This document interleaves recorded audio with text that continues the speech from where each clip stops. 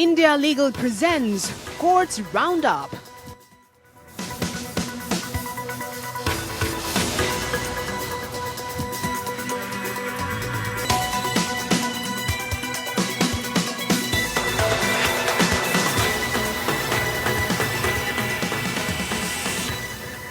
नमस्कार, मैं हूं आपके साथ पूजा कविया गोमा। कोर्ट्स राउंडअप में आप सभी का स्वागत है। इस बुलेटिन में अगले आधे घंटे हम आपको कोर्ट से जुड़ी तमाम छोटी बड़ी खबरों से रूबरू करवाएंगे। कोर्ट की कार्यवाही और सुप्रीम कोर्ट से लेकर हाई कोर्ट और लोअर कोर्ट तक के फैसलों को आपके सामने रखेंगे।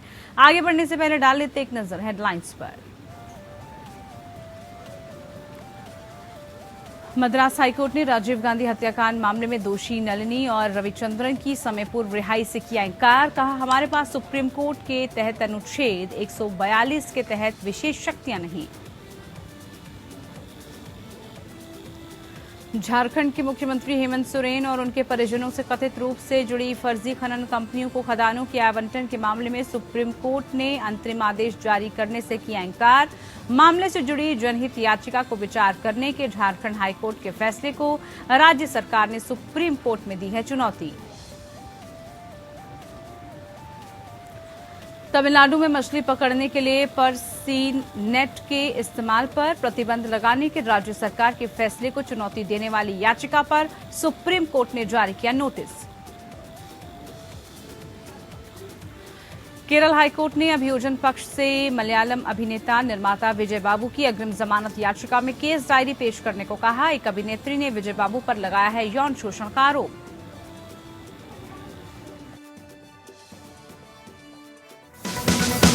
India Legal presents Courts Roundup.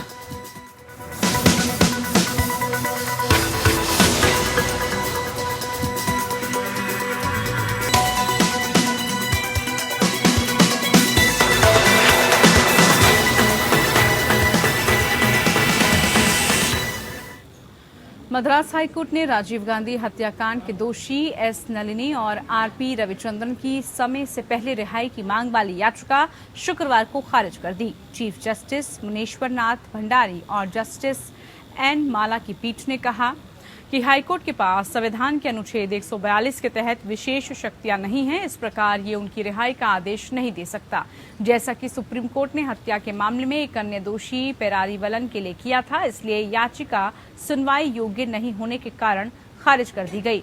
Nalini और रविचंद्रन ने समय से पहले रिहाई के लिए मद्रास हाईकोर्ट का दरवाजा खटखटाया था। याचिका में मांग की गई थी कि मंत्रिपरिषद की सिफारिशों के मुताबिक कार्य करने में विफल रहने वाले राज्यपाल की कार्रवाई असंवैधानिक है। याचिका में तमिलनाडु के राज्यपाल की मंजूरी के बिना याचिकाकर्ता को तुरंत जेल से रिहा करने के लिए राज्य को निर्देश देने की मांग की गई है।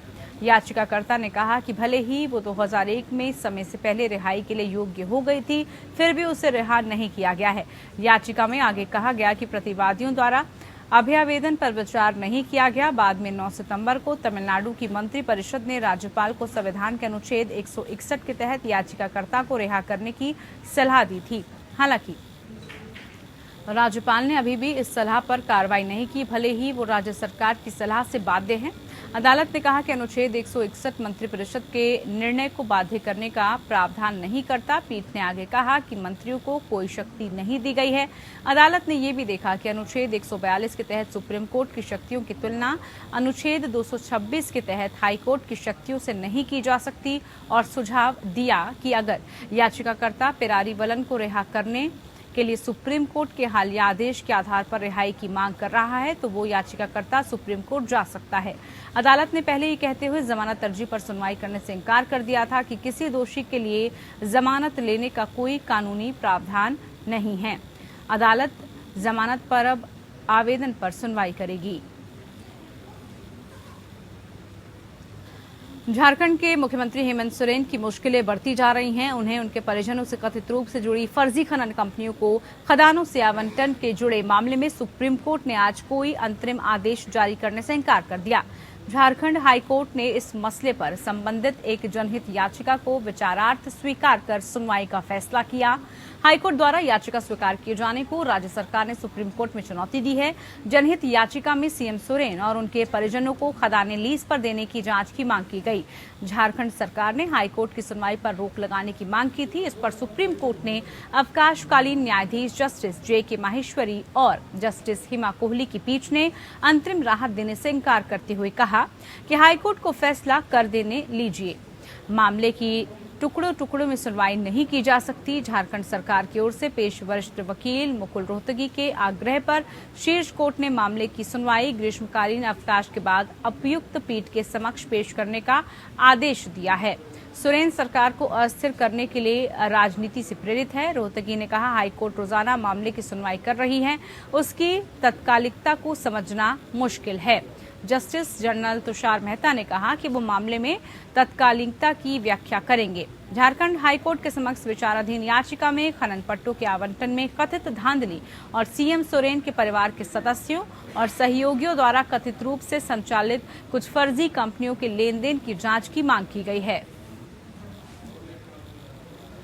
सुप्रीम कोर्ट ने शुक्रवार को तमिलनाडु सरकार द्वारा मछली पकड़ने के लिए पर्सी नेट के इस्तेमाल पर प्रतिबंध लगाने के 17 फरवरी 2022 के आदेश पर अंतरिम रोक लगाने की मांग वाली अर्जी पर नोटिस जारी किया। Justice AS. बोपन्ना और जस्टिस विक्रम नाथ की अवकाश पीठ ने प्रतिवादियों के वकील को आईए की कॉपी देने का आदेश देते हुए कहा कि नोटिस जारी किया जाता है, दस्ती भी है, कॉपी देने के बाद सूचीबद्ध किया जाए। इस तथ्य पर जोर देते हुए मछली पकड़ने का केवल 3 महीने का मौसम है। याचिकाकर्ता के वकील ने आज सुनवाई में कहा कि प्रतिबंध से तमिलनाडु में लगभग 15 लाख मछुआरे प्रभावित हुए हैं। राज्य द्वारा विशेष समिति और मछुआरों पर विचार किए बिना कानून पारित किया गया था और इसके परिणाम स्वरूप 15 लाख लोगों की नौकरी चली गई है। उन्होंने कहा कि पर्सिन मछली पकड़ने पर प्रतिबंध न केवल 15 लाख लोगों की आजीविका बल्कि नीली अर्थव्यवस्था को भी प्रभावित कर रहा है। तमिलनाडु में हर साल मछली पकड़ने पर प्रतिबंध 15 अप्रैल से 15 जून तक लागू होता है। ऐसे में यहां पर ध्यान देने योग्य बात यह है कि जनवरी 2022 में हाईकोर्ट ने संशोधित तमिलनाडु समुद्री मत्स्य पालन नियमन के मुताबिक 1983 के नियम को चुनौती देने वाली पारंपरिक मछुआरों की याचिका को खारिज कर दिया था। साथ ही जहाज के मालिक को प्रतिबंधित कर दिया गया था।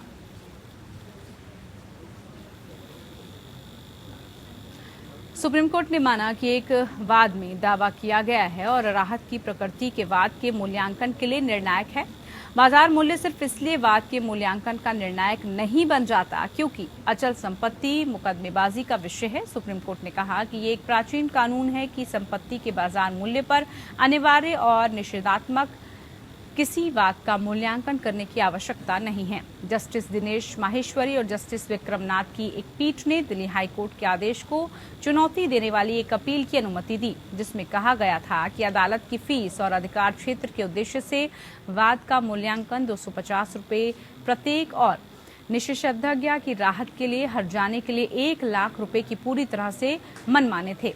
जब ये एक स्वीकृत तथ्य है कि वाद दायर करने के समय संपत्ति का मूल्य 1.8 करोड़ रुपए जितना था, अपीलकर्ता ने अपने बड़े भाई और अपने मुंशी के खिलाफ हर्जाने की वसूली के लिए वरिष्ठ सिविल जज द्वारका नई दिल्ली के न्यायालय के समक्ष एक वाद दायर किया था। उसका बड़ा भाई एक लाइसेंसधारी था जो संबंधित संपत्ति का उपयोग कर रहा था, जो कि अपीलकर्ता के स्वामित्व में भंडारण उद्देश्यों के लिए थे।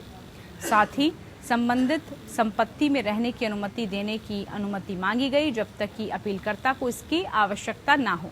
इसके बाद जब अपीलकर्ता ने उनसे संपत्ति खाली करने के लिए कहा तो उनके भाई और उनके मुंशी ने इनकार कर दिया।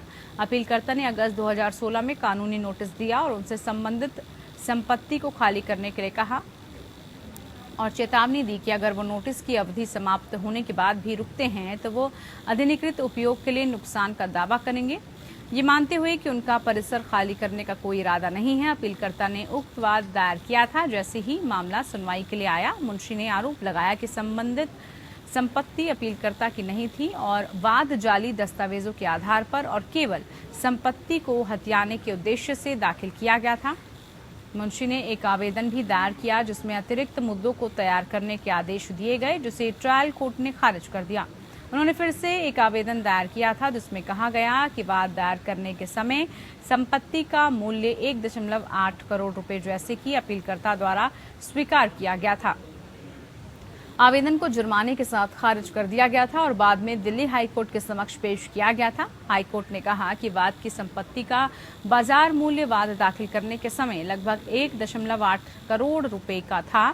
इस प्रकार ये स्पष्ट है कि निषेधाज्ञा की राहत के लिए कोर्ट फीस और अधिकार क्षेत्र के उद्देश्य से हर एक के लिए 250 रुपए मूल्यांकन पूरी तरह से मनमाना है। अपीलकर्ता की ओर से उपस्थित सीनियर एडवोकेट ने तर्क दिया कि संबंधित संपत्ति से लाइसेंस धारियों को हटाने के लिए इसके उद्देश्य से वाद का मूल्यांकन किया गया था।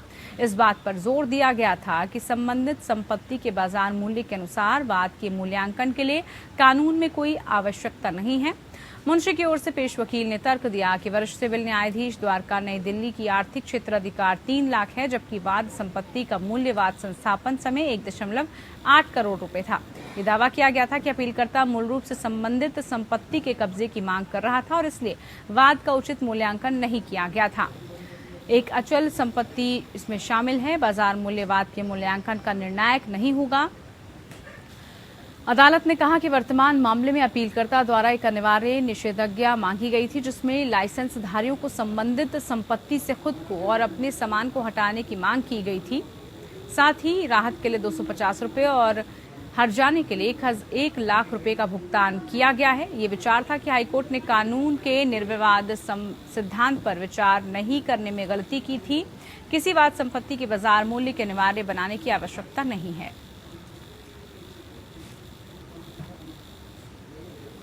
इधर तेलंगाना हाईकोर्ट ने एक फैसले में कहा कि ये मुद्दा कि क्या किसी पार्टी द्वारा अपने नियोक्ता को प्रस्तुत किया गया नो क्लेम सर्टिफिकेट मजबूरी या दबाव में था या क्या उक्त नो क्लेम सर्टिफिकेट वैध है जिसके जरिए अनुबंध का निर्वहन होगा और पार्टी को आगे दावा करने से रोक देगा। मध्यस्थता योग्य विवाद है। जस्टिस उज्ज्वल की एकल पीठ ने कहा कि भारत संचार निगम लिमिटेड बनाम messrs Nortel networks India private limited case में सुप्रीम कोर्ट के फैसले के मद्देनजर कोर्ट ने केवल ये जांच करना आवश्यक है क्या पार्टियों के लिए बीच मध्यस्थता समझौता मौजूद है। कोर्ट ने अपने फैसले में कहा क्योंकि पार्टी की ओर से किया गया दावा डेडवुड नहीं था इसलिए विवाद को मध्यस्थता के लिए भेजा जा सकता है। आवेदक मैसर्स बीपीआर इंफ्रास्ट्रक्चर लिमिटेड ने कुछ निर्माण कार्य के लिए प्रतिवादी मैसर्स राइट्स लिमिटेड के साथ एक समझौता किया। आवेदक ने प्रतिवादी को अतिरिक्त भुगतान के लिए एक नोटिस जारी किया जिसे प्रतिवादी ने अस्वीकार कर दिया। आवेदक द्वारा कॉन्ट्रैक्ट निष्पादित करने के बाद आवेदक ने उसके निष्पादित कार्य के लिए अंतिम बिल पेश किया। आवेदन की ओर से पेश किए गए अंतिम बिल को मंजूरी नहीं दी जाएगी। आवेदक द्वारा उक्त नो क्लेम सर्टिफिकेट प्रस्तुत करने के बाद उसका अंतिम बिल स्वीकृत हो गया। आपको बता दें कि आवेदक ने नो क्लेम सर्टिफिकेट पेश किया था। आवेदक ने प्रतिवादी को बताया कि उसने कथित नो क्लेम सर्टिफिकेट पेश किया क्योंकि उसे धन की सख्त जरूरत थी। इस प्रकार आवेदक ने दावा किया कि उक्त नो क्लेम सर्टिफिकेट असामान्य था क्योंकि ये आवेदक द्वारा जबरदस्ती और अनुचित प्रभाव के कारण ही दिया गया था। राजस्थान हाईकोर्ट ने एक वकील और उसके परिवार के सदस्यों को सुरक्षा प्रदान करने का आदेश दिया जिनके घर पर कथित तौर पर जेल में बंद व्यक्ति के निर्देश पर पथराव किया गया था। अदालत ने पुलिस अधिकारियों को निर्देश दिया कि वो याचिकाकर्ता वकील के घर पर पुलिस कर्मियों को तैनात करके आवश्यक सुरक्षा प्रदान करें और पीसीआर को नियमित रूप से दौरा करने का भी निर्देश दें ताकि याचिकाकर्ता और उसके परिवार के सदस्यों की सुरक्षा की जा सके। दरअसल याचिकाकर्ता वकील का मामला ये है कि 14 जून की आधी रात को सफेद रंग की ट्राइबर कार में कुछ लोग आए और उसके घर पर पथराव किया जिससे उनकी कार के शीशे और उनके घर की पहली मंजिल पर खिड़की क्षतिग्रस्त हो गई। घटना याचिकाकर्ता वकील के घर में लगे सीसीटीवी कैमरे में रिकॉर्ड भी हुई। इसके अलावा याचिकाकर्ता को मृदुल नाम के व्यक्ति से उसके मोबाइल पर धमकी भरा कॉल आया। व्यक्ति ने खुद को जेल में बैरक नंबर 6 में बंद कैदी बताया। याचिकाकर्ता को जान से मारने की धमकी दी गई। उसने बताया कि 14 जून की घटना उसके निर्देश पर हुई थी। याचिकाकर्ता ने बताया कि उसकी किसी भी व्यक्ति से कोई दुश्मनी नहीं है। हालांकि उपरोक्त तथ्यों और परिस्थितियों में उसके जीवन और स्वतंत्रता के लिए गंभीर खतरा उत्पन्न हो गया है।